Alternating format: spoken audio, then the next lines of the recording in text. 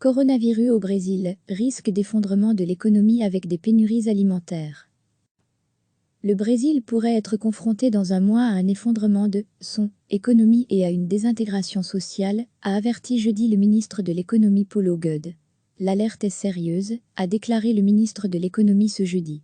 Jusqu'ici le peuple a de l'argent en main, mais d'ici à 30 jours, il se pourrait que les choses commencent à manquer sur les étagères des magasins, que la production soit désorganisée et qu'on entre dans un système non seulement d'effondrement de l'économie, mais de désintégration sociale, a-t-il prévenu. Le ministre ultralibéral fait référence à l'incidence sur la première économie d'Amérique latine des mesures de confinement en vigueur dans de nombreux États du Brésil, afin de tenter d'endiguer la progression du virus. Alors que le nombre de cas de coronavirus explose dans le pays, le président d'extrême droite Jair Bolsonaro, qui se trouvait avec le ministre de l'économie Paulo Guedes lors de sa déclaration ce jeudi, a réitéré son opposition aux mesures de confinement imposées pour sauver des vies par une majorité de gouverneurs et de maires, soutenus par la Cour suprême, qui leur a accordé une autonomie de décision dans la lutte contre le coronavirus. La destruction des emplois de la part de certains gouverneurs est irresponsable et inadmissible.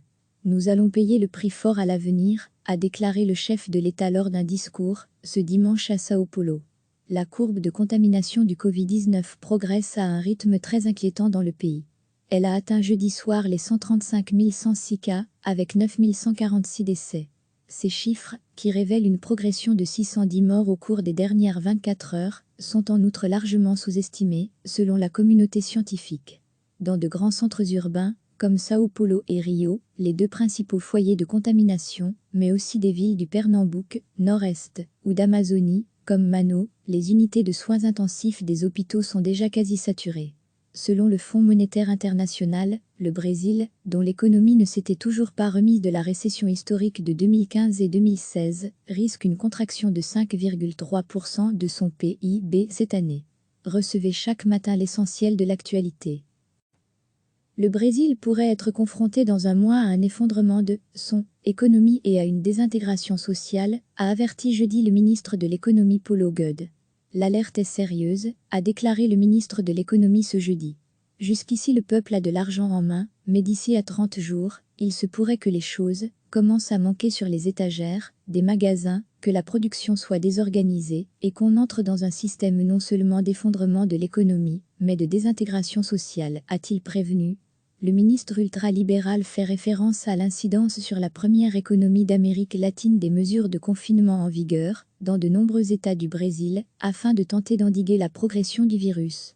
Alors que le nombre de cas de coronavirus explose dans le pays, le président d'extrême droite Jair Bolsonaro, qui se trouvait avec le ministre de l'économie Paulo Guedes lors de sa déclaration ce jeudi, a réitéré son opposition aux mesures de confinement imposées pour sauver des vies par une majorité de gouverneurs et de maires, soutenus par la Cour suprême, qui leur a accordé une autonomie de décision dans la lutte contre le coronavirus.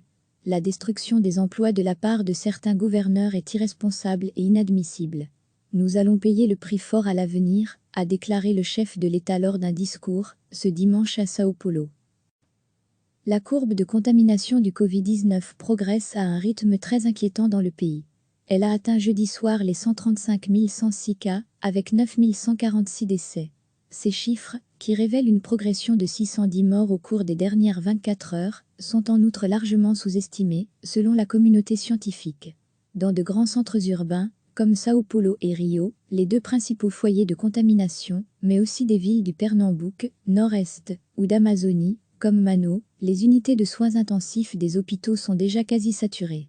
Selon le Fonds monétaire international, le Brésil, dont l'économie ne s'était toujours pas remise de la récession historique de 2015 et 2016, risque une contraction de 5,3% de son PIB cette année. Cliquez sur s'abonner pour recevoir les dernières nouvelles.